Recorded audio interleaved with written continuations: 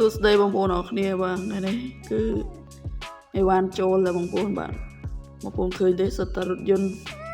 លយមែនតើបាទ Scooter ហើយនឹងឡាននិយាយទៅមានច្រើនបងប្អូនហ្នឹងហើយបងប្អូនចង់ត្រូវការអីអាចអ្នកទំនងខ្ញុំបានហ្នឹងហើយមានគ្រប់ម៉ូដគ្រប់ម៉ាកបងប្អូនរថយន្តសម្រាប់យកទៅតម្រូវការបន្តបងប្អូនបាទជាងគឺបងប្អូនអាច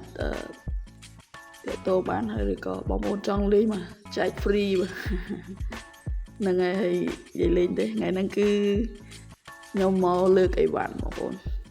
ដើម្បីយើងយកទៅចែកចាយបន្តណា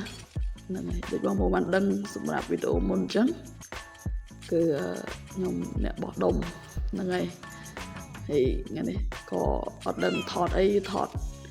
អីវ៉ាន់បាទដាក់ចែកជូនបងប្អូនបាទមិនមានតឡានទេមានច្រើនម៉ូដច្រើនម៉ាកទៀតប៉ុន្តែឡានច្រើនជើងហ្នឹងយកឡានច្រើនហ្នឹងហើយមានអិចតូចអិចធំបាទឡានតូចឡានដឹកតូចឡានដឹកធំឡានបែនបាទ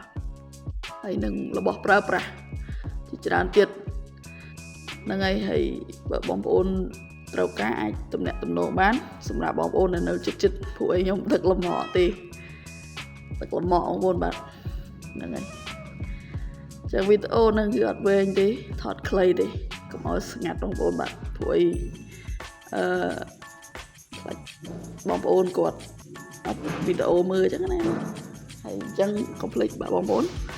ជួយ Subscribe ម្នាក់មួយផងបាទដាក់រូបកណ្ដឹងនិងមានអ្វីថ្មីនៅក្នុង Channel មួយនេះអរគុណជួបគ្នាវីដេអូក្រោយ